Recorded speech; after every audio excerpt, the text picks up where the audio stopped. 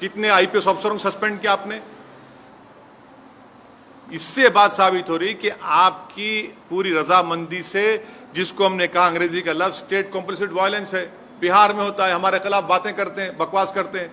कैसे मस्जिद के बजाय झंडा लगाते हैं भाई, आप बताइए, कैसे लगाते हैं कोई भी? इसका जिम्मेदार कौन है? मैं हूं जिम्मेदार उसका।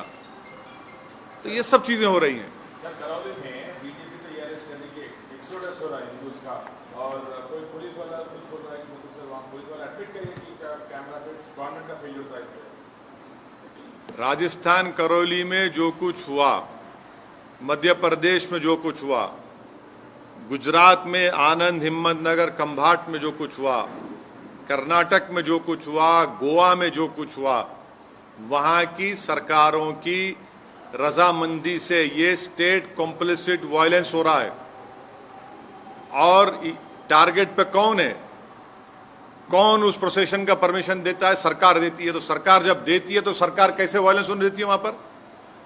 और फिर मध्य प्रदेश में, राजस्थान में घर जलाए जाते हैं, दुकानें जलाई जाती हैं, और मध्य प्रदेश घर तोड़ते हैं। किस बुनियाद पे घर तोड़ेंगे भाई आप? कौन से कानून तहत तोड़ रहे हैं आप? बताओ, कानून बताओ हमको। और आप मासूम बच्चों को, 13-14 साल के बच्चों को पकड़ के पीटते हैं, मारते हैं, रोड पर लटाकर उनको।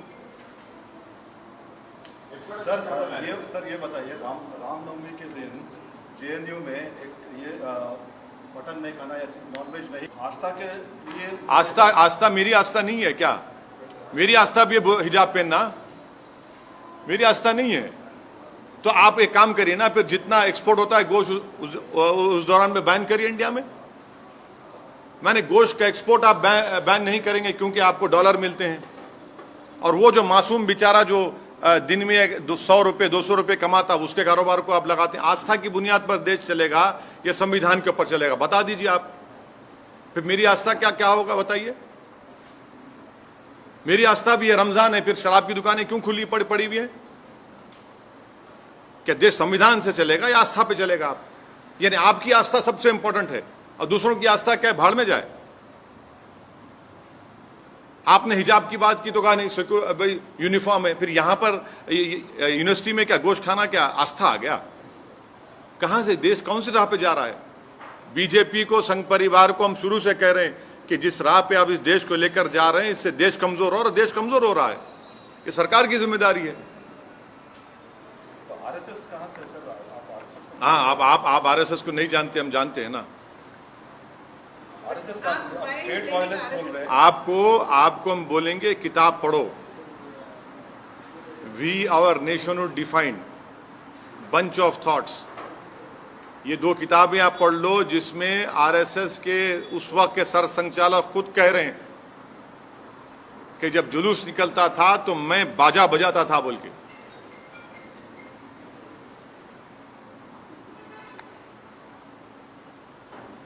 सर, पाकिस्तान में सत्ता परिवर्तन हुआ है, जो नए वज़ीर आला बने हैं वहाँ, वज़ीर आज़म, उन्होंने कश्मीर का राग अलापा है। क्या अभी ये तो भारत सरकार को जवाब देना चाहिए उनका। भारत सरकार उनका जवाब दिए, प्रधानमंत्री तो मुबारकबाद पेश कर दी उनको। नहीं, आप हमसे सवाल कर रहे हैं। नहीं सुनिए, नहीं प्रधानमंत्री ने क्या जवाब दिया? प्रधानमंत्री ने मुबारकबाद दे दी उनको। देश के प्रधानमंत्री जो मुबारकबाद दिए हैं उनको, नहीं प्रधानमंत्री ने उनको मुबारकबाद दी है और कहा कि भाई इस खित्ते के अमन के लिए हमको अमन को बरकरार रखना चाहिए, टेररिज्म खत्म करना चाहिए। अब देश के प्रधानमंत्री मुबारकबाद दे रहे हैं तो ओवैसी से क्यों सवाल किया जा रहा है? आप कश्मीर से हमसे सवाल क्यों करते हैं? प्रधानमंत्री से भी करिए। अरे हाँ, जब ने देश के प्रधानमंत्री जब मुबारकबाद दे रहे हैं शहबाज शरीफ को, तो ओवैसी को क्यों घसीट रहे हैं इसमें आप? सर, लेकिन इमरान खान ने भी अपने फॉरेन पॉलिसी को देश के प्रधानमंत्री ने शहबाज शरीफ को, सुनिए, देश के प्रधानमंत्री ने शहबाज शरीफ को मुबारकबाद दी है। देश के प्रधानमंत्री ने, जब शहबाज शरीफ के बड़े भाई नवाज शरीफ प्रधानमंत्री थे उस मुल्क के, तो अफगानिस्तान से अचानक जब उन्होंने देखा कि शहबाज शरीफ के घर में लाइट दिख रही, तो उन्होंने उतर गए, वहां पर दावत में चले गए बिन बुलाए मेहमान बनकर। हैं, हमको क्यों बोल रहे हैं? फिर उसके बाद पठानकोट हुआ, आप प्रधानमंत्री से पूछिए।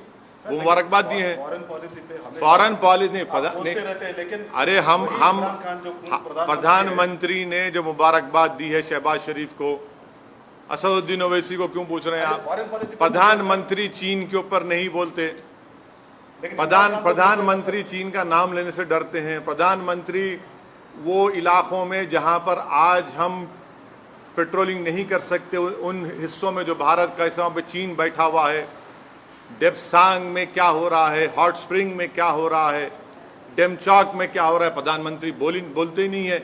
और मैं प्रधानमंत्री से कह रहा हूं कि हम इनकी खामोशी से ऐसा लग रहा है कि कहीं सियाचिन हमारे हाथ से चीन ना छीन ले।